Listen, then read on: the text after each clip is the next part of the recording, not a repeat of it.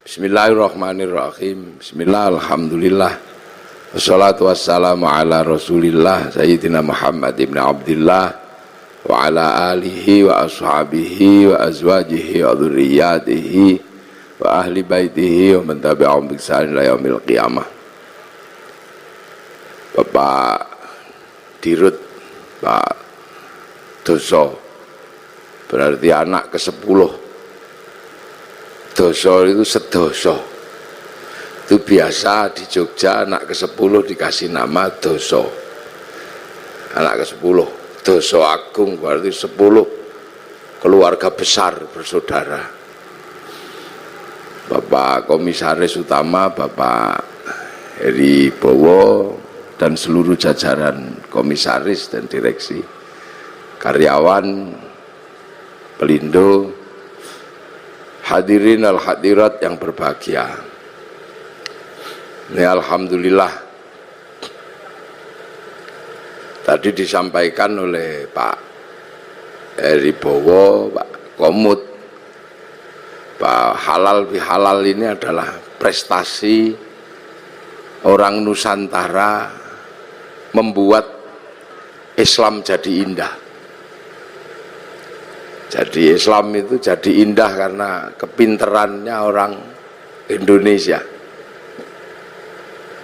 Puasa itu sebenarnya ya yang penting nggak makan dari sebelum subuh sampai maghrib, itu aja intinya, nggak makan, nggak minum, nggak jawil-jawil, intinya cuman itu. Tapi orang Indonesia jadi pintar, jadi indah. Karena Indonesia ini mataharinya jarang dilihat tumbuhnya secara langsung karena terhalang oleh pohon, maka di Indonesia muncul tradisi imsak. Imsak itu karena mataharinya nggak kelihatan. Di Arab nggak ada begitu, karena Arab itu kalau matahari muncul langsung kelihatan. Di sini juga puasa itu jadi indah. Karena puasa orang sini lebih berat dari orang Arab. Orang Arab kalau puasa keluar rumah lihat padang pasir. Nggak ada orang pengen makan padang pasir. Tapi orang sini keluar rumah lihat jambu, lihat belimbing. Maka para kiainya daripada kamu nggak khusyuk kalau puasa, sebaiknya tidur aja. Maka kemudian setelah itu tidur, dikasih dalil naumuso imin ibadatun, tidurnya orang puasa itu ibadah. Nah, karena tidur terus akhirnya kiainya sepi, maka kiainya pergi ke pasar cari mercon. Akhirnya puasa di Indonesia muncul mercon dor. Maka tidak usah heran kalau ada puasa kok merconnya banyak, itu khas Indonesia. Terus kalau malam ada sahur, bahkan sekarang ono sahur ora sahur sak karepmu ono. Nah, itu kehebatan orang Indonesia. Terus selesai puasa halal kayak gini nih, minta maaf. Di Arab sana nggak ada orang kenal tetangga. Nah, di sini bebeknya nelek di halaman tetangganya, maka saling memaafkan. Kerja di pasar biasalah, itu khas Indonesia. Kenapa? Karena puasa ini harus disyukuri. Berbahagialah orang yang berpuasa dan mau menjalankan puasa. Karena puasa ini nggak main-main. Ibadah yang Allah bikin alasan itu puasa. Karena puasa itu seperti penyiksaan, nggak makan, nggak minum, nggak penyiksaan. Tapi Allah kasih alasan. Puasa ini bukan kamu saja, tapi orang dulu juga tak suruh puasa. Kama kutiba alal ladzina min qablikum, seperti orang dulu. Jadi puasa ini bukan sampean aja yang disuruh. Seluruh manusia dari zaman bahula itu disuruh puasa. Makanya puasa ini ibadah yang paling terkenal. Karena puasa ini ibadah kuno, kurikulum lama. Ibarat sekolah, kurikulum yang nggak pernah hilang itu berhitung. Matematika itu nggak pernah hilang kurikulumnya. Puasa itu juga sama, kurikulum kehidupan yang nggak pernah dihilangkan oleh Allah. Semenjak zaman Nabi Adam sampai Nabi Muhammad. Nabi Adam itu puasa juga. Sehari di bulan tanggal 13, 14, 15 rembulan itu puasa. Terus 27, 28, 29 akhir bulan namanya puasa Ayyamus Sud. Kalau hari terang puasa Ayyamul Bid. Nabi Idris juga puasa, dikenal dengan puasa tanpa nyawa, bila roh. Makanan tidak ada nyawanya, tanpa ikan, nasi mutih nih cara orang sekarang. Nabi Dawud juga puasa, sehari iya sehari enggak. Nabi Musa sebelum naik gunung Tursina puasa, Nabi Ibrahim puasa, Nabi Isa diajari puasa, Nabi Muhammad juga masih diajari puasa. Dan Nabi Muhammad dikatakan oleh Allah, kama kutiba alal ladzina min qablikum, seperti orang dulu. Makanya puasa ini dikenal semua manusia, bahkan semua agama kenal puasa. Itu uniknya puasa. Dulu ada agama kuno, sekarang punah agama itu. Namanya agama Zoroaster. Nabinya Zarathustra. Ajarannya nihilisme. Kalau orang Jawa bilangnya suwung. Itu Tuhannya dua. Tuhan terang namanya Ahriman, Tuhan gelap namanya Ahura Mazda. Nah, dua Tuhan ini suka kelahi, wausil. Tuhan terang penguasa matahari, Tuhan gelap penguasa rembulan. Kalau dua Tuhan ini kelahi, Tuhan terang kok kalah gerhana matahari. Orang Zoroaster puasa 3 bulan. Kalau Tuhan gelap kalah gerhana matahari, puasa 40 harian gitu. Puasa. Ini orang Zoroaster. Cuman agama Zoroaster itu punah. Berganti menyembah api.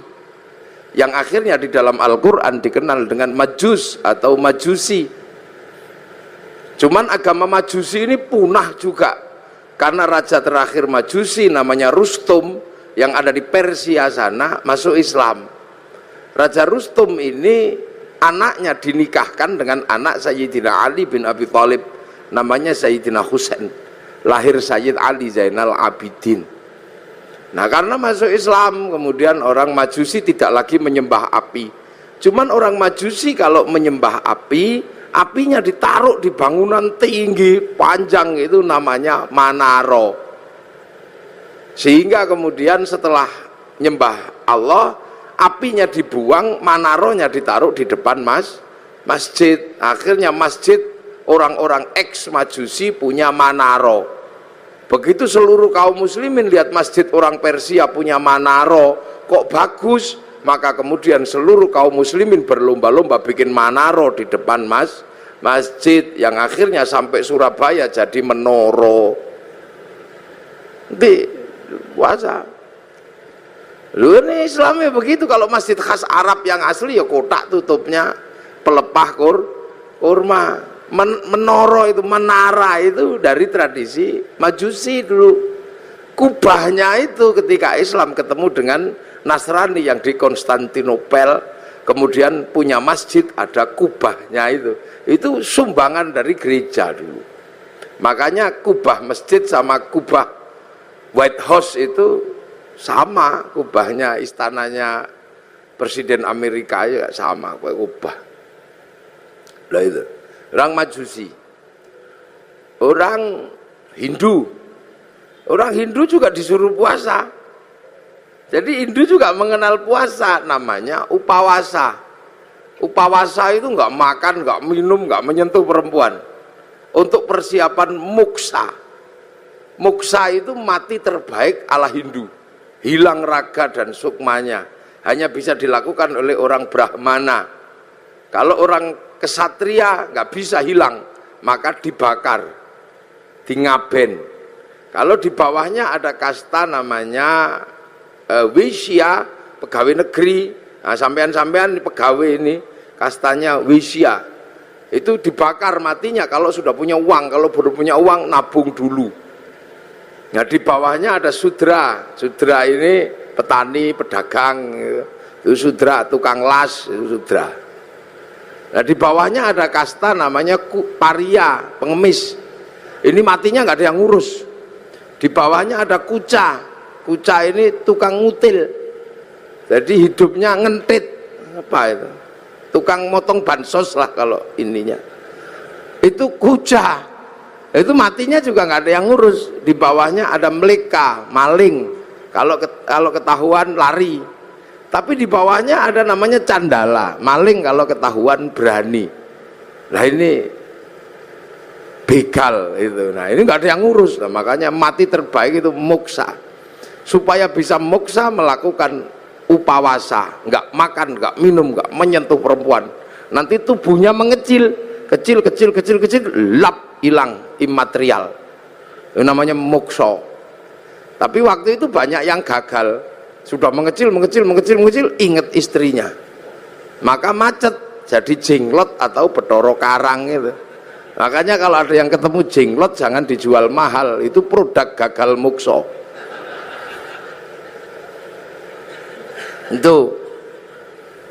Itu asalnya begitu. Makanya dulu terus orang-orang di sini mengambil ajaran yang lebih mudah, bukan menahan hawa nafsu tapi ngumbar hawa nafsu. Namanya ajaran Bhairawa Tantra.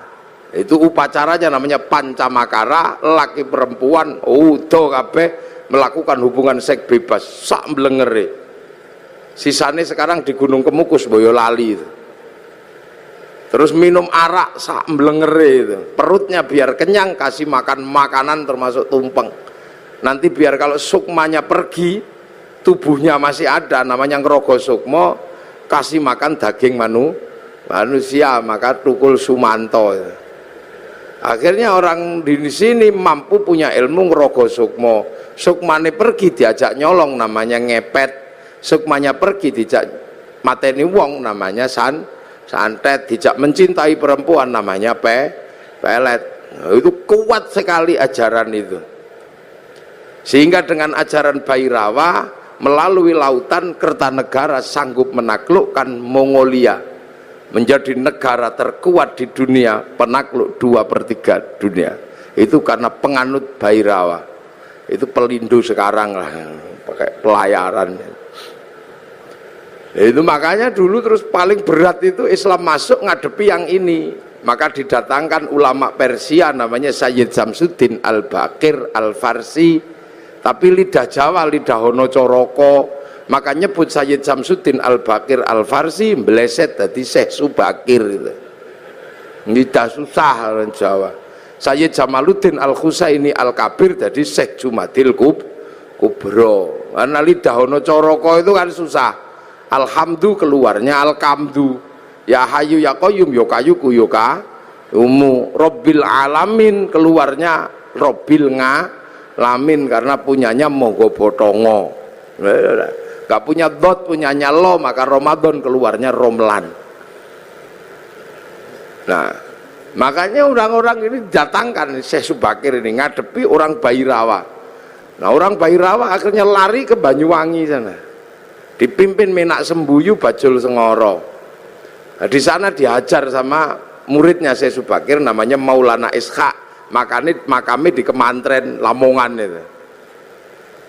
Akhirnya Menak Sembuyu nyerah, anaknya yang perempuan dikasihkan sama Mbak Ishaq. Lahir Raden Ainul Yakin Sunan Giri, makamnya Gresik. Maka orang Bhairawa hilang, lari ke Bali.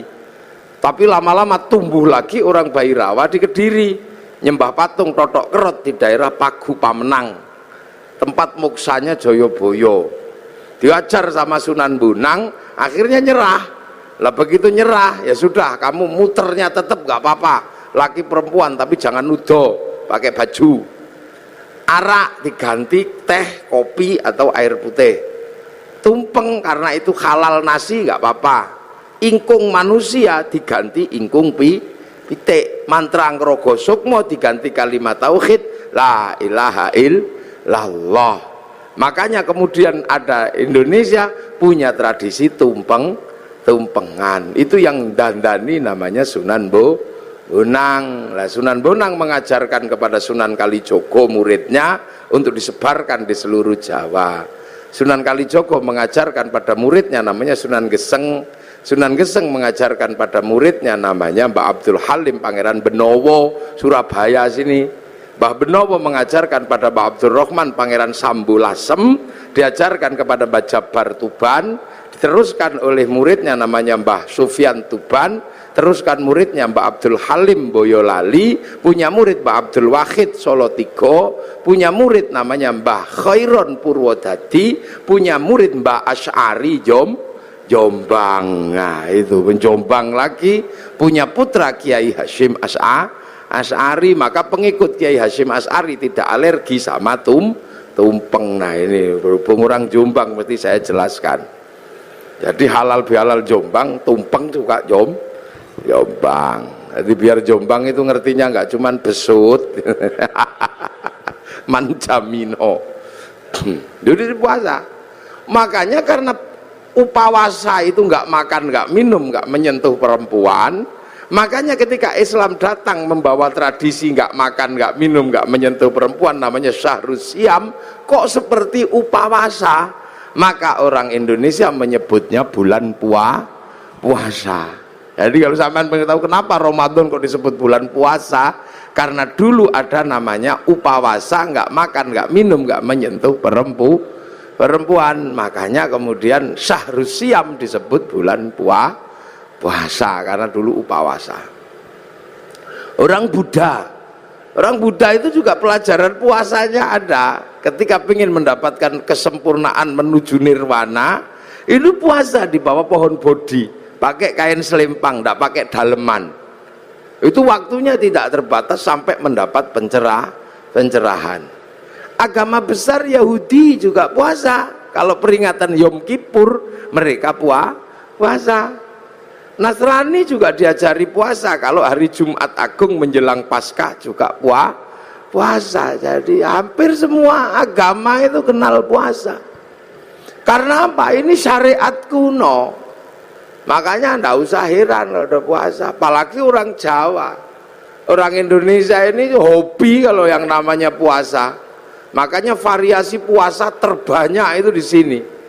Ada puasa makan pupus daun namanya ngidang.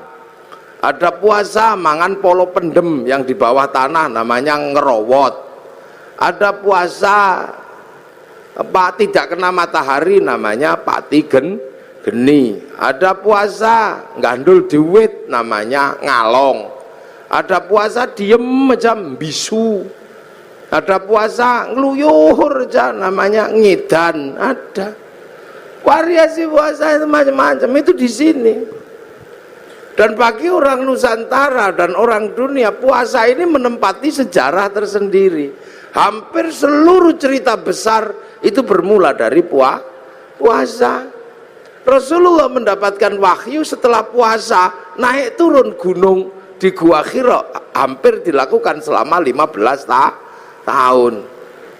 Syekh Abdul Qadir Al-Jilani mendapatkan ma'rifatullah itu setelah puasa 25 tahun di padang pasir, dibimbing Syekh Mubarak Al-Majzumi, jadi Sultanul Aulia. Di Jawa Sunan Kalijaga rojone berandal, bisa jadi wali karena puasa 3 tahun.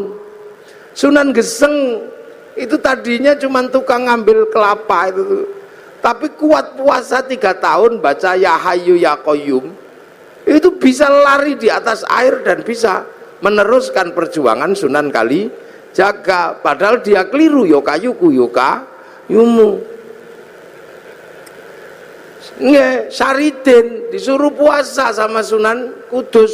Kalau kamu mau jadi penerusku yang hebat, puasa 3 tahun di atas pohon kelapa, baca Allahu Akbar, dilakukan 3 tahun, jadi pengganti para wali namanya Syekh Jangkung. Akhirnya Saridin, wong Pati pasti kenal itu. Dan itu pun keliru, mestinya Allahu Akbar, keliru, lawa bubar. Jadi sejarah besarnya puasa, jangan sembrono. Ki Gede Pemanahan penjenengan cerita sama Sunan Kalijogo, jeung Sunan, saya pengen juga jadi raja. Ki Penjawi dapat pati, Kang Mas Raden Fata pun entuk Demak, kabeh pun entuk. Niku Haryo Penangsang angsal Pajang, Kang Mas Joko Tingkir dapat Joko Tingkir dapat Pajang, Haryo Penangsang dapat Jipang. Saya dapat daerah mana? Ki Gede Pemanahan matur Sunan Kalijogo. Ya ndak ada, semuanya sudah habis yang baik-baik, tinggal 5 tempat, itu pun tempat setan. Tempat setan pertama ada di ujung timur namanya Alas Purwo. Tempat setan kedua ada namanya Alas Roban. Tempat setan ketiga ada namanya Alas Larangan Cirebon. Tempat setan keempat ada namanya Alas Ketonggo Ngawi. Lah tempat setan yang kelima namanya Alas Mentau lereng Merapi. Makanya kamu milih yang mana? Milih Mentau aja. Wah, kalau kamu milih Mentau setannya gede-gede, kamu puasa 20 tahun biar ditemani sama Ki Ageng Giring, jangan turun. Puasa 20 tahun di Bang Lampir Gunung Kidul. Ini Pak Doso pasti tahu itu. Itu bekas bokongnya itu sampai nyitak begini. Akhirnya apa? Mampu betul Bubak Alas Mentau ditemani Ki Gede, apa Ki Gede pun temani Ki Ageng Giring. Bubak Alas Mentau punya anak namanya Danang Sutawijoyo, mampu menjadi raja. Bubak Alas bikin negara namanya Mataram, yang akhirnya dipecah Belanda jadi 2, Jogja sama Solo, yang akhirnya dipecah lagi Hamengkubuanan, Pakualaman, Mangkunegaran, Kasunanan. Puasa itu. Ki Ageng Pengging pengen punya anak jadi raja, suruh puasa sama Sunan Kalijaga 7 tahun. Akhirnya punya anak namanya Joko Tingkir jadi Rojo Pajang. Puasa. Calon Raja Mataram itu ada yang nggak mau jadi raja karena takut kalau jadi raja tidak alim. Maka dia keluar dari kerajaan namanya Raden Bagus Harun, menempuh perjalanan spiritual, puasa 7 tahun di daerah Ponorogo, Kampung Pagotan, di samping sumur, yang sumurnya itu akhirnya ditirakati selama 7 tahun. Tahun ke-7 sumurnya itu naik airnya 7 meter, tanggal 27 Ramadan. Oh, aku dapat Lailatul Qadar. Maka sumurnya dikatakan dengan nama sumur Sewu Wulan. Karena sumur Sewu Wulan, maka kampungnya sekarang disebut Kampung Sewulan, di belakang pabrik gula Pagotan itu. Raden Bagus Harun akhirnya punya anak perempuan galaknya luar biasa, dikenal dengan nama Nyi Ageng Alap-alap. Kalau ngamuk naik di atas pohon. Dinikah Raden Santri, punya anak namanya Mbah Maktum.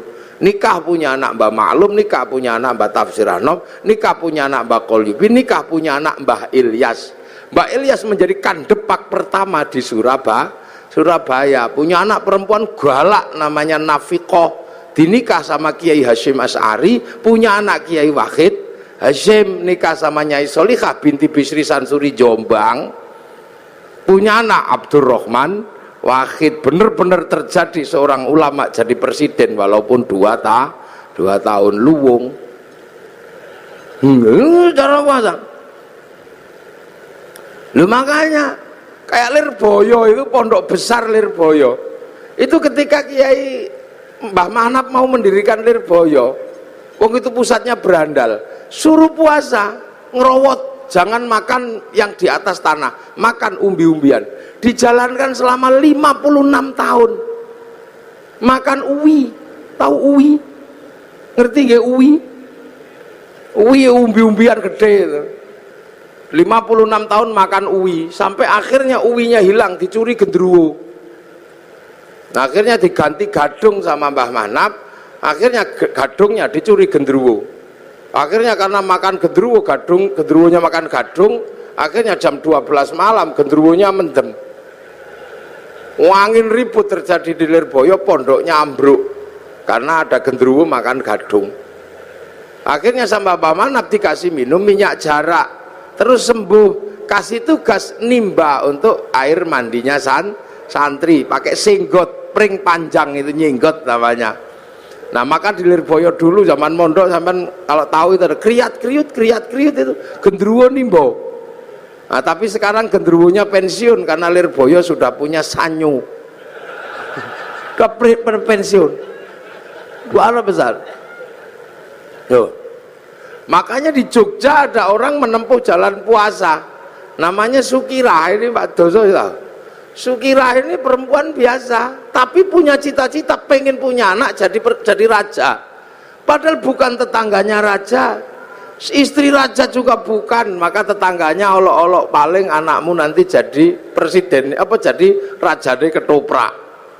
Tapi Bu Sukira nekat puasa 9 bulan sambil ya Allah pengen punya jadi raja ya Allah. Itu 9 bulan anaknya lahir, laki-laki keriting jemblok itu dikasih nama Soeharto, itu jadi presiden 32 tahun. Nah, itu makanya dulu jalan puasa ini banyak ditempuh oleh nenek moyang kita. Pengen istri cantik kok ditolak, orang dulu puasa. Masuk masjid kalau santri baca ya Rahmanu ya Rahim, 7 hari 7 malam I love you. Lah ya, kalau nggak mau ya Rahmanu ya Rahim ya cari pohon besar, bawa beringin di kantor Pelindo itu, baca sunah mata kaji ajiku jaran goyang ya I love you sama saja, yang penting puasa. Lu puasa ini menghasilkan energi yang luar biasa. Ini yang kadang manusia akhir nggak ngerti. Makanya ayam aja ngerti kalau pengen neteskan telur puasa 21 hari. Nanti ayam netes. Ulet itu kalau pengen terbang dia puasa jadi kepompong. Ngepompong dulu baru terbang jadi kupu. Ular itu kalau mau melungsungi ya puasa. Nanti kulitnya ganti lebih mudah lah lagi. Makanya kita berdoa semoga puasa kita seperti puasa kupu-kupu, puasanya ulet habis jadi kepompong terbang jadi kupu-kupu. Jangan kayak puasanya ular, setelah puasa tetap aja keluar ular, sekali ulo tetap ulo. Itu jangan puasa. Dukun-dukun bayi dulu itu bodoh-bodoh, ndak pinter, cuman yok apa lo kuato, tapi puasanya kuat ya brul gitu ya keluar.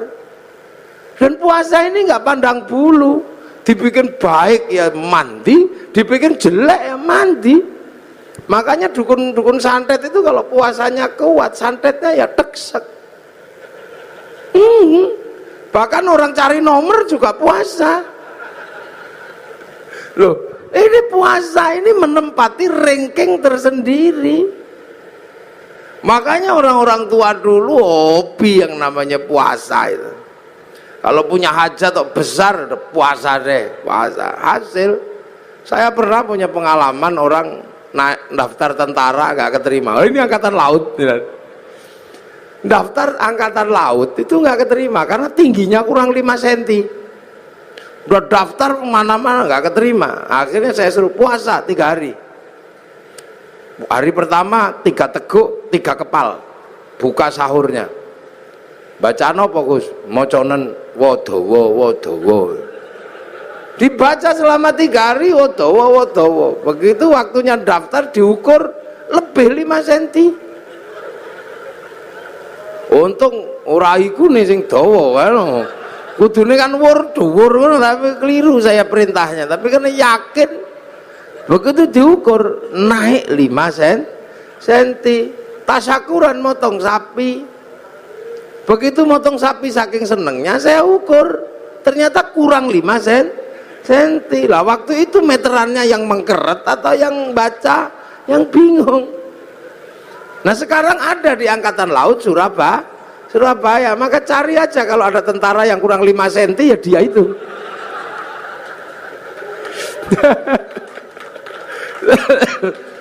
Ini puasa. Makanya nenek-nenek moyang kita kuat. Nah sekarang begitu puasa itu menakutkan, maka orang ini jadi lemah. Jadi lemah. Dulu orang Jawa, orang Indonesia ketemu singo gitu kita ikut semilar, singone lari. Orang sekarang begitu takut puasa, jangankan sama singa, sama melinjo takut. Iya monggo Pak melinjo ora samura tau. Santen itu enggak kenapa? Kolesterol. Penyakitnya banyak karena enggak ada orang mau puasa. Akhirnya begitu remuk masuk rumah sakit. Dokter harus menangani orang sakit, tapi ketika orang sakit mau ditangani, dokter mengatakan puasa. Ya, puasa dulu. Kalau nggak puasa saya nggak mau operasi. Makanya pasien yang mau dioperasi pun harus puasa. Lu dokter aja ngerti, nah sampean kadang nggak ngerti. Mumpung masih sehat, poso. Jangan kok tiap bulan puasa datang poso maneh. Itu caranya Allah. Dari dulu manusia dikasih senjata yang luar biasa namanya puasa. Gitu. Makanya kalau ada people power enteng-entengan, ada puasa enteng-entengan. Apa puasa enteng-entengan? Diet. Nah diet itu puasa enteng-entengan. Kan Pak Amin kan mengatakan ada people power enteng-entengan. Nah puasa enteng-entengan juga ada, namanya diet. Karena kalau diet kenemenen dead. Nah inilah ya. Jadi ini dari zaman kuno. Makanya orang itu kalau puasanya rajin, kuat, nggak takut apa-apa, sehat. Nah sekarang manusia ini dengan puasa takut. Jadi puasa ini kiri kanan oke. Gaya apik mandi, bikin jelek ya mandi. Cuman puasa kita ini berbeda. Kalau puasa yang diajarkan oleh Allah ini la'allakum tattaqun, agar kita menjadi orang bertakwa. Apa sih takwa itu? Takwa itu adalah menghadapkan wajah kemanapun, merasa diawasi oleh Allah. Itu. Oh ini ngaji kalau di syuting itu ya gini, jadi panas. Lampune siji loro. Ngerti wong pelindung Kiai ireng. Lampune diakeh. Pak Doso ngerti Kiai ireng lampune sing akeh. Mengarah ke saya semua ini lampunya. Bau panas. Jadi walaupun saya ngadep ke sana, saya nggak lihat ada perempuan di sini, nggak kelihatan. Kalau lampunya ke sini. Takwa itu apa? Menghadapkan wajah kemanapun, merasa dilihat Allah. Nah, makanya orang bertakwa itu menjalankan perintahnya, menjauhi larangannya, karena kemanapun merasa melihat Allah. Lah kenapa kalau merasa melihat Allah, merasa dilihat Allah, merasa diawasi Allah, kok harus puasa? Ya memang itu caranya. Karena manusia itu nggak kenal Allah. Ini nggak kenal, tapi manusia yang asli kan kenal. Manusia itu yang asli kenal Allah, harus tahu ketemu kok. Sudah pernah dep-depan sama Allah manusia itu. Ditanya sama Allah, kamu lupa nggak kalau aku ini Tuhanmu? Enggak ya Allah, aku akan ingat engkau Tuhanku. Alastu bi rabbikum? Qalu bala syahidna. Ya, saya akan. Ya sudah, kamu turun sekarang. Fanfukhur ruh, maka manusia dari langit diturunkan ke dunia. Langit bus turunkan ke dunia. Ditaruh di mana? Ditaruh di daging dunia. Lah daging ini produksi lokal dari makanan orang tuh. Wah, orang tuanya makan diproses di perut, dikeluarkan jadi jadi umbel, jadi apa. Nah, makanan manusia yang paling intinya itu disimpan di sini, namanya nutfah. Nutfah itu zat hidup yang ada dalam setiap makanan, karena Allah berfirman idza arada syai'an ayyaqula lahu kun fayakun. Simpen di sini namanya nutfah atau mani. Maka nanti kemudian dicampur, punya bapak punya ibu, produk dunia ini Pak Doso, lampunya dimatikan terus dicampur itu, terus nanti dititipkan ke rahim ibu. 3 bulan jadi segumpal darah, 4 bulan jadi segumpal daging. Nah kalau sudah jadi daging, maka kemudian nyawa turunkan, manusia yang dari langit diturunkan masuk ke dalam daging. Nah, begitu masuk ke dalam daging lah proses casingisasi dilakukan. Ditempelkan, manusianya ditaruh dalam daging, dagingnya ditambah kasih tulang, kasih tiang, kasih ikat otot, bungkus kulit, tumbuhkan rambut, 9 bulan keluar. Begitu keluar manusia yang asli sudah di dalam, yang kelihatan bungkusnya. Lah bungkusnya ya tergantung yang buat, karena yang buat itu pesek ya keluarnya pesek. Kalau yang bungkusnya kok mancung ya keluarnya mancung. Kalau yang bikin bungkusnya kok cantik ganteng, nah keluarnya ini.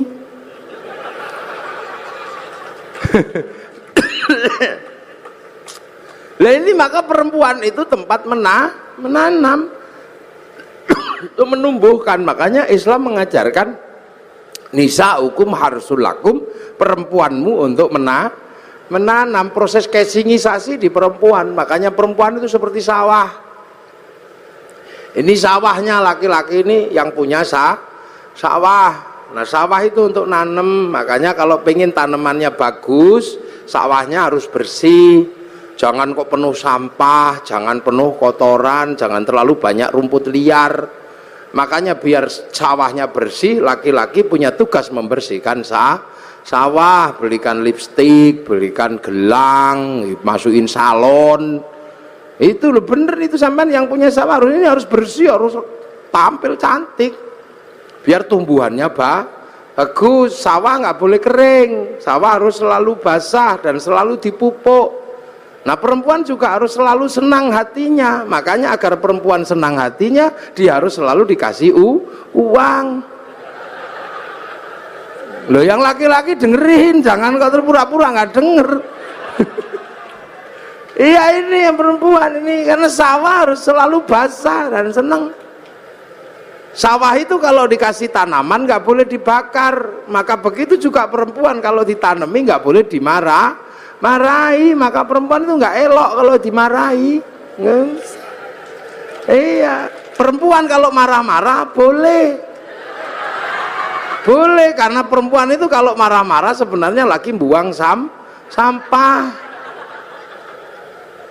Bener, perempuan itu buang sampah karena kehidupan perempuan itu lebih susah dari laki. Perempuan itu pusing.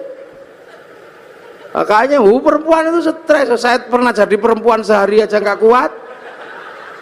Iya saya pernah jadi perempuan sehari nggak kuat, gara-gara saya ribut sama istri saya. Ribut itu perkaranya apa? Perkaranya anak. Saya pulang ke rumah itu beruantakan.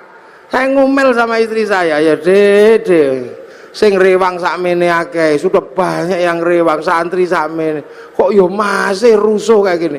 Mungkin lagi head kayaknya istri saya, langsung nyelantap itu, mas jangan gitu, sampean nggak pernah merasakan jadi perempuan, anakmu ini ayo gitu, sampean mau kalau jadi perempuan, ya tidak mau, saya coba sehari saja nggak apa-apa. Akhirnya teken kontrak saya menjadi perempuan sehari. Begitu jadi perempuan sehari, jam 2 malam istri saya tak suruh pergi. Pergi kamu sana yang jauh, jangan kelihatan kalau anak bangun. Ini ada uang 10 juta, ajak temanmu sana. Loh iya, wong saya mau jadi perempuan, saya tak kasih uang 10 juta, suruh pergi sama teman-temannya. Kamu makan harus habis itu, ajak habisin makan. Tapi nanti kalau saya telepon karena nyerah, kamu harus cepat pulang. Hitam di atas putih ini saya terjadi. Namanya juga saya juga emosi. Akhirnya pergilah dia. Subuh bangunkan anak, saya contoh istri saya pidatoni anak saya, enggak bangun, melungker gini. Biasanya istri saya kalau anak enggak bangun dicubit, ikutlah saya nyubit. Kalau dicubit sama ibunya dia bangun, tak cubit ditendang saya. Mulai pusing, nggak mau bangun. Wah, akhirnya saking judeknya anak turun dari ranjang ono sing nggawa pempes, pusing. Wis setengah stres saya udah jam segitu. Terus dimandikan, biasanya kalau istri saya mandikan kan disemproti satu-satu gitu. Tak semproti, ngamuk karena nggak panas. Katuan sing siji begitu tak panas sih, kepanasan. beratnya itu. Habis itu makan, setelah makan tak suapi satu-satu, saya nyontoh aja. Biasanya kan anak saya dijejer gitu terus disuapi satu. Saya yang nyuapi disembur, jarine kegeden, piringnya diuncal no. Stres, dan saya gagal menyekolahkan anak-anak sampai jam 7 masih ribut gak mau sekolah. Ndasku mumet. Jam 10 itu rumah itu dicat semua pakai lipstik, digambari. Jam 1:30 saya nyerah jadi perempuan. Dek pulang, ampun, menyerah saya. Pulang ternyata istri saya sudah di tetangga gitu, langsung pulang. Iya saya ngerti sampean gak akan kuat. Tak cekel tangannya, tak ambung ping pitu itu saya. Semenjak itu semenjak itu saya tahu bener-bener jadi perempuan itu beratnya luar biasa. Kapok saya. Wis gak kemana-mana, aku mau dadi wedok, aku mau dadi lanang iso dolan. Iya jadi berat. Makanya saya anggap perempuan itu kalau ngomel buang sampah. Dan laki-laki itu tempat sampah. Makanya kalau perempuan kita lagi buang sampah, tempat sampahnya jangan ditutup. Nanti dibuang ke tetangga sampahnya. Wianan sama tonggo, pusing kita. Karena laki-laki itu sama anak dan istri lebih memilih istri. Loh iya, suami itu lebih sayang istri daripada sayang anak. Mulutnya aja yang sering mengatakan saya lebih mencintai anak dari kamu. Enggak, kata siapa? Laki-laki manapun pasti lebih mencintai istrinya. Buktinya ada. Pulang kerja, anak di pangku tetangga, enggak apa-apa. Terima kasih. Iya, pulang kerja gitu anaknya di pangku tetangganya, terima kasih, matur nuwun nggih pun ngomong anak kula. Coba kalau istrinya yang di pangku tetangga, oh langsung bawa arit. Itu tandanya bahwa suami lebih cinta istri, gayanya aja. Makanya perempuan kalau ngomel udah biasa, dia lagi buang sampah, udah. Dan perempuan kalau lagi emosi harus diredam, karena bahaya kalau perempuan itu emosi nggak diredam, marahnya menjadi-jadi. Saya punya pengalaman meredam istri yang sedang marah, tak kasih contoh. Ini saya pengalaman pribadi, curhat saya. Bukan curhat, kasih pengalaman. Istri saya tak suruh dandan, Dik, dandan yang cantik, karena nanti kawinannya santri. Maka habis subuh dandan sampai jam 7 pagi. Perosoku begitu keluar itu cantiknya luar biasa istri saya itu. Oh cantik itu, pergilah ke pernikahan. Bawa anaknya satu, bawa santri satu, namanya Arifin. Begitu sampai di perempatan, ya Allah, di seberang sana ada perempuan cantiknya luar biasa di dalam mobil, rambutnya merah, kacamatanya neng bun-bunan gini. Lelaki-laki lihat gitu yang merucut, ya Allah Pin, Ayunita itu. Lah begitu saya bilang itu, lupa kalau bawa istri. Saya dicubit dari belakang itu sakitnya luar biasa. Sampai hari ini masih kerasa sakitnya. Padahal sudah 3 tahun yang lalu. Akhirnya saya bilang, enggak Dek, ya enggak mau ngomel, berang dasar matanya laki-laki. Wah, mau ngomong enggak Dek, enggak mungkin, saya udah terlanjur ngomong. Wah itu alisnya itu udah letrek semua itu sini-sini ada. Wong nangis, saya menyesal tapi apa guna, udah terlambat. Sebenarnya saya menyesal juga tapi wis kadung cuwit sakit, dicakar kelambi belakang saya suwek embean. Dihotel, emosi perempuan kok singo kalau udah emosi. Nggak peduli itu. Perempuan itu kalau udah emosi nggak peduli mau dimanapun lagi. Cakar-cakar. Akhirnya saya redam, Dek. Memang aku tadi lihat perempuan cantik, iya tapi dasar matanya laki-laki udah tersembunyi masih bisa dilihat. Iya karena aku laki-laki Dek. Laki-laki itu melihat perempuan cantik tersembunyi apapun pasti tahu, karena aku laki-laki. Kalau aku nggak mampu melihat perempuan yang cantik dan tersembunyi, mana mungkin aku dulu menemukanmu.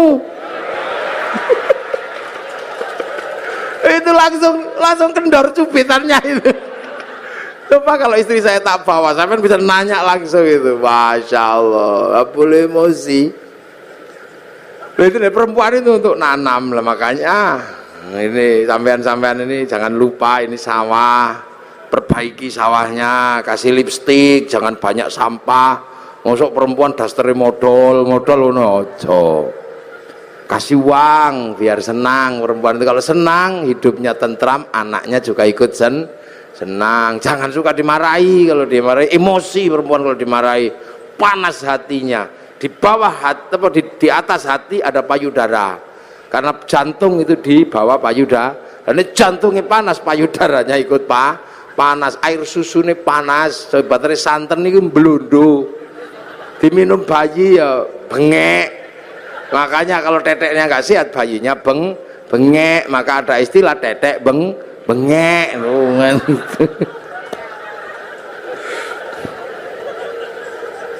Nah itulah perempuan itu nanam untuk membuat proses casingnya manusia lah. Casing ini dunia, makanya manusia ini casingnya aja, ini tergantung yang nyita aja. Ini dunia, ini casingnya. Tangan ini dunia, maka dia senengnya dunia. Mata ini dunia, wong dari produk dunia kok. Makanya tangan laki-laki dimanapun kalau lihat bokong pasti pengen demek. Ini dunia, ndak usah tangan Pak Direktur, tangan Pak Komisaris, sama aja, wong tangan saya juga sama. Ini dunia, ndak usah heran. Tangan ibu-ibu dunia, maka pengen dikasih gelang. Sama aja, yang bedakan remnya tok. Insya Allah kayak kiai ini remnya cakram. Jadi pas direm set itu depan belakang berhenti. Nah rem pelindo ini kan nggak cakram. Antromol tadi gitu.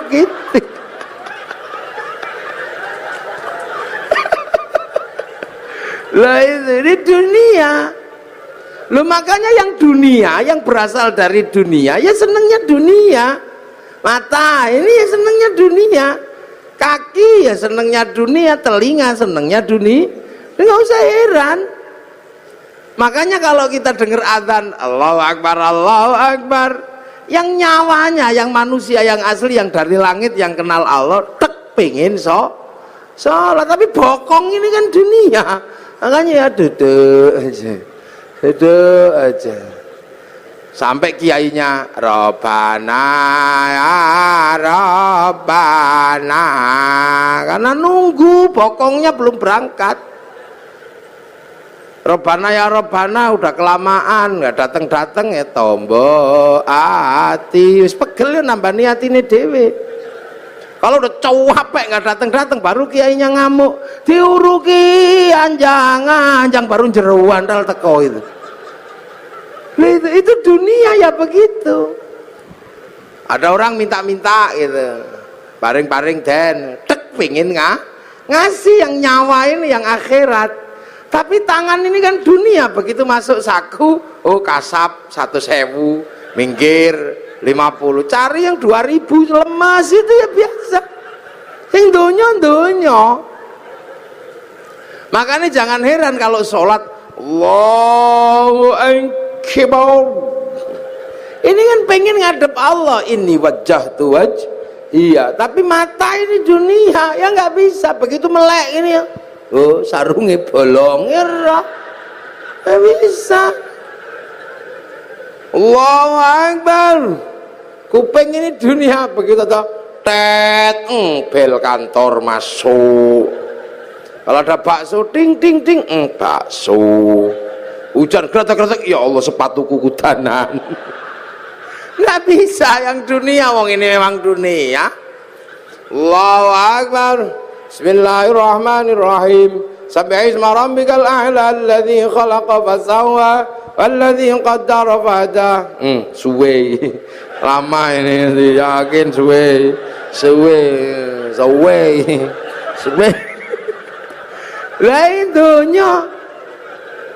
Lah ini dunia, makanya nggak usah heran yang dunia senengannya dunia. Tetapi kan ini raga punya tugas menghantarkannya nyawa, sama dengan padi punya tugas mengantarkan beras, sama dengan debok punya tugas mengantarkan pisang. Lah manusia punya tugas menghantarkan innalillahi wa inna ilaihi raji'un. Makanya nanti tiba-tiba ya sudah, satu saat ini semua akan kembali. Nah yang kembali apa? Ya nyawanya. Yang dari dunia ya dikembalikan lagi ke tanah. Itu balik ke tanah, kubur situ, terus dimakan cacing, bosok, keluak, bosok. Bosokannya cacing diisep sama rumput, rumputnya dimakan sama kambing, kambingnya dipotong bikin anak lagi. Lah itu namanya teori rantai makanan. Makanya manusia, padi, pisang sama.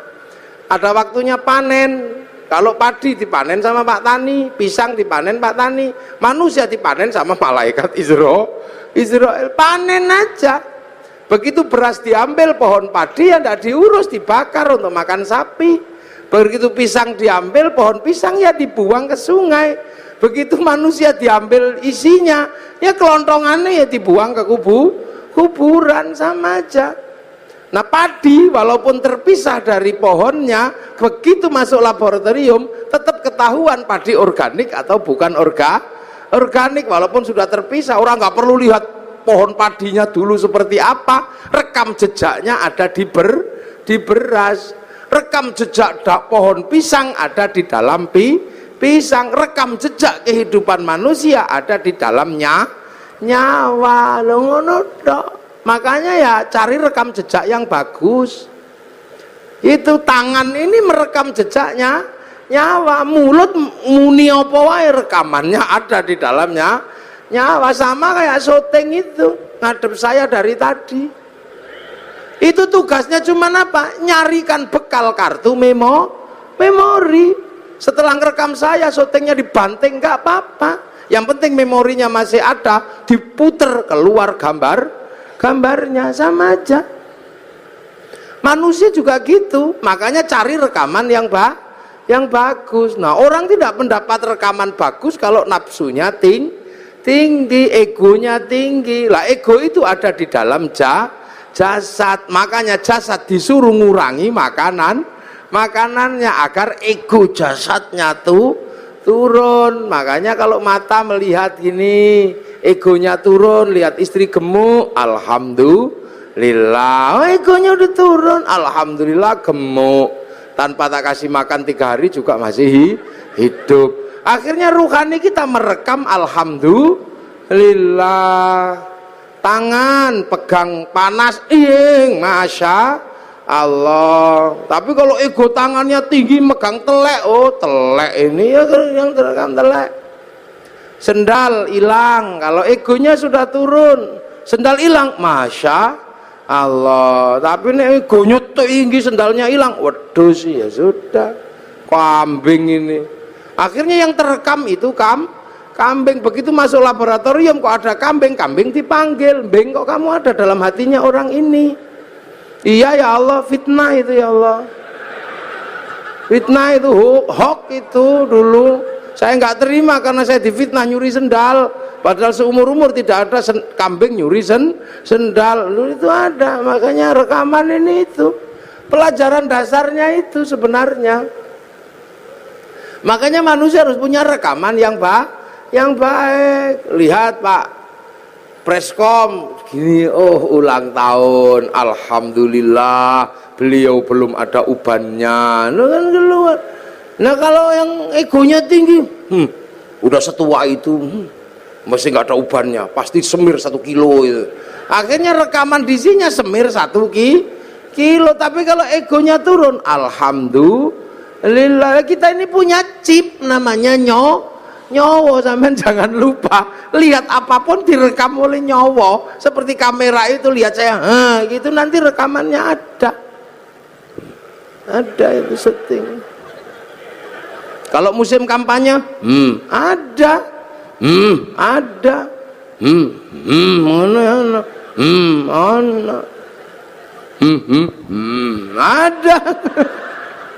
Itu rekamannya ada semua itu di situ nanti. Sama dengan manusia, dingke wong adus, ono sesuk rekamane. Begitu diputer metu meneh rekamane sampean saumur urip ada. Makanya rekamlah yang yang bagus. Nah, agar rekamannya bagus, nafsunya harus diturunkan lah. Nafsu diturunkan dengan cara puasa. Makanya orang kalau puasanya ini kuat, nafsu egonya tuh turun. Sebab apa?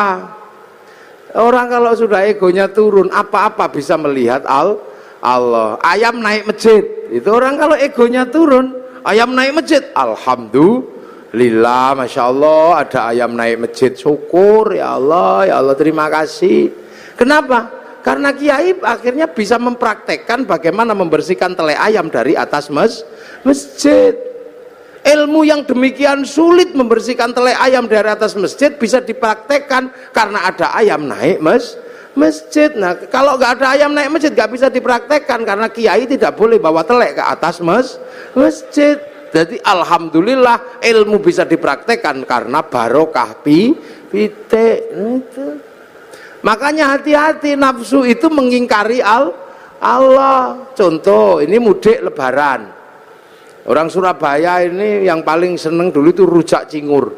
Akhirnya karena musim lebaran cari rujak cingur kemana-mana nggak ada, sana nggak ada, ke sana nggak ada. Sampai seminggu kepengen rujak cingur. Bayangkan rujak cingur saja udah ngiler.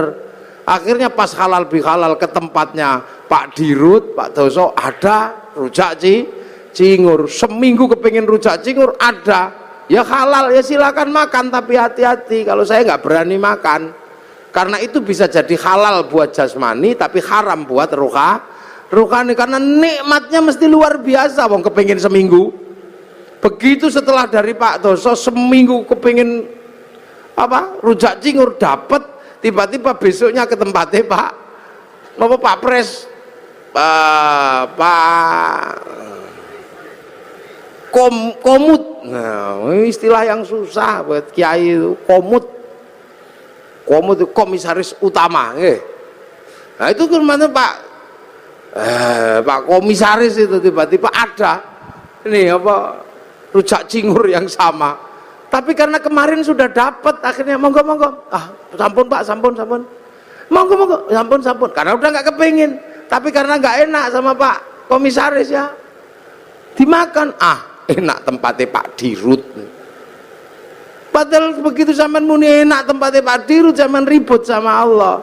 Wong hari ini dibagi yang ini kok masih nggak terima, membayangkan yang kemarin. La in syakartum la azidannakum wa la in kafartum inna adzabi lasyadid. Nah, inilah. Jadi ini makanya orang kalau puasanya kuat-kuat, ini enak, nafsunya turun kemanapun kembali kepada Allah. Nah itu loh, maka la'allakum tattaqun, semoga kita menjadi orang yang bertakwa lah. Makanya nafsu ini kalau udah turun, hidup jadi enak, indah. Makanya kita ini kalau orang-orang yang sudah bertakwa enak, lihat apapun kembali kepada Allah. Ini di belakang ada tema keragaman, ya keberagaman apapun juga dari Allah. Makanya orang nafsunya turun ya nggak ribet. Lihat orang Jepang nggak perlu emosi, lihat orang Cina nggak perlu emosi, lihat orang Yahudi nggak perlu emosi. Toh kita hidup bersama-sama. Sekarang orang Jepang nggak datang, tapi mic-nya datang. Ini kan bikinan Jepang. Ya, jadi kita ngaji ini pun melibatkan orang Jepang. Kita ngaji melibatkan kipas angin, mereknya Maspion, Cino sih gawe. Kalau kita malam longok-longok pengen ngerokok, gudang garam Cino. Pergi haji kita nggak bisa jalan kalau nggak ada pesawatnya orang Yahudi. Wong Pak Habib disuruh bikin pesawat nggak jadi, wong namanya tetuko, sing teko ra tuku, sing tuku ra teko. Makanya kiai-kiai nggak ada yang ribet. Istri kita cantik-cantik karena parfum dan bedaknya orang Prancis. Nasrani karena bedak Surabaya nggak mau make, wong beras ditumbuk ya blonteng kah. Biasa aja hidup itu begitu. Iya, kita ngaji gini misalnya, ya ngaji ini baik, wong pengajian. Ya makanya kalau saya mengatakan saya lah orang terbaik hari ini, ya bisa saja, wong saya sendirian ngomong di depan minumannya banyak. Tapi saya juga nggak bisa terbaik di sini karena baiknya saya ada panitia yang bikin pengajian. Kalau nggak ada panitianya ya saya nggak ada di sini. Lah terus siapa yang terbaik? Ya panitia pasti mengatakan saya yang terbaik. Saya mengatakan kalau saya nggak datang pengajianmu jelek. Lah itu baru dua udah ributnya luar biasa. Belum lagi kalau sampean ikut-ikutan, ya ini menjadi baik karena saya mau hadir. Coba kalau saya nggak ada yang datang, itu bukan pengajian namanya. Lah apa? Cek sound. Kayak gini. Lah orang-orang yang sudah mengembalikan semua kepada Allah, enak, nggak ribet, biasa aja orang. Terus kita misalnya ini pengajian jadi indah karena ada yang nata kursi. Apa yang nata kursi itu sholat subuh? Ya belum tentu. Jangan-jangan yang nata kursi nggak sholat subuh, tahu. Sama kita makan jadi enak karena apa? Ada bumbu. Bumbu bisa enak karena diulek pakai cowek. Kita nggak pernah tahu waktu bikin cowek itu bikin cobek. Jangan-jangan pas airnya kurang dikencingi juga nggak tahu gitu. Hidup itu indah. Jadi orang itu kalau sudah mengembalikan semua kepada Allah, nyaman, udah gak ribet. Orang Surabaya ini nggak punya garam, yang punya garam orang Madura. Sampai nggak tahu waktu orang Madura bikin garam, jangan-jangan kebelet pipis kolamnya dipipisi, ya nggak ngerti kita. Makanya jangan mudah berburuk sangka sama orang, biasa aja hidup itu. Ini makanya akhir-akhir ini begitu orang takut puasa, ini orangnya ribut aja, dikasih apa ribut, dapat apa ribut, itu biasa aja. Ini ngaji, ya ini ngaji, ini minumnya kopi. Kopi ini kita nggak ngerti, jangan-jangan yang metik kopi ini belum gajian, ini kita nggak tahu. Jangan-jangan yang metik kopi malah mati digigit ular.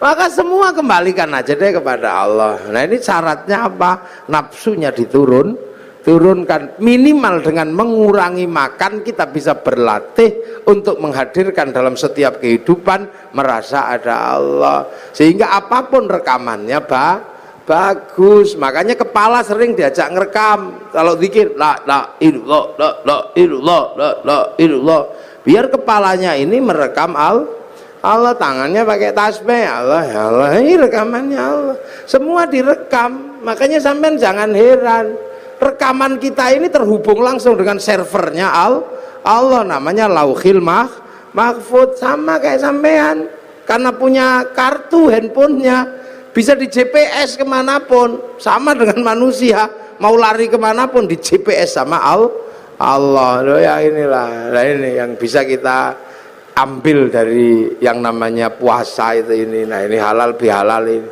Pak, ini amma ba'du. Nah ini baru muqaddimah selesai. Lu saya belum mulai ngaji. Lah kan saya baru amma ba'du. Lu ngajinya kiai itu ada amma ba'du. Dari tadi sudah amma ba'du belum saya? Ya belum. Ini baru amma ba'du. Jadi ini baru muqaddimah.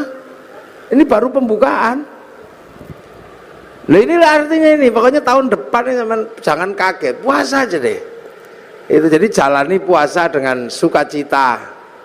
Makan ya silahkan. Boleh kok puasa itu kalau nggak tahan makan. Boleh aja, tapi jangan masuk ke belakang kindil-kindil itu. Aman haus pengen es jeruk apa pengen es kopior gitu, minum aja. Kamu boleh. Yang penting tidak masuk ke belakang kindil-kindil di leher ini loh. Batas mulut itu kan di kindil-kindilnya itu. Makanya sikatan boleh, nyicipi makanan boleh, tapi jangan masuk ke belakang kindil-kindil itu. Batas mulut itu bukan di sini, tapi di dalam ini. Yang ada giwil-giwilnya itu lah. Nah, kalau tidak masuk ke belakang itu, kemu boleh, sikatan boleh. Apalagi sikatan karena bukan makanan, jadi tidak ada orang niat makan odol, itu tidak ada. Tapi kalau es campur begitu masuk, ya haram, langsung batal. Enak kok puasa itu. Yang tidak boleh itu ngentut di air. Karena kalau ngentut di air, airnya langsung masuk celup ke dalam. Saya udah membuktikan berkali-kali kalau renang kentut, begitu yang keluar pertama air, cur gitu. Makanya sampean kalau enggak bisa paling gampang kentut di dalam air, nanti dia berfungsi seperti apa? Yang biasa dicelup itu apa? Dul kolak, sama kayak gitu. Nanti terus langsung mulek terus keluar. Nah itu tidak boleh, makanya puasa itu nggak boleh kentut di air karena airnya masuk. Tapi kamu nggak apa-apa, ngemut permen lollipop juga nggak apa-apa. Yang penting tidak masuk ke belakang kintil-kintil itu, itu batasnya di situ. Itu batas minimalis pokoknya. Jadi puasa itu kangen sama istri, wel tidak apa-apa, boleh. Yang penting jangan di situnya aja. Ini yang kadang orang tidak memahami, dipikir ngono ra oleh demok, boleh aja. Keuangan wal gludung. Yang penting jangan itunya aja. Kalau bisa, kalau enggak ya jangan. Duit apa sih itu? Sore-sore masak, ngicipi boleh, yang penting tidak ditelan sampai ke belakang. Til-kintil. Itu aja. Nah inilah makanya semoga ini mengingatkan kita semua tentang puasa. Selebihnya nanti ada hal yang lain, kalau masih ada waktu ya kapan lah kita sambung lagi. Ini muqaddimah aja untuk menjelaskan biar kita nggak takut puasa. Karena puasa ini kama kutiba alal ladzina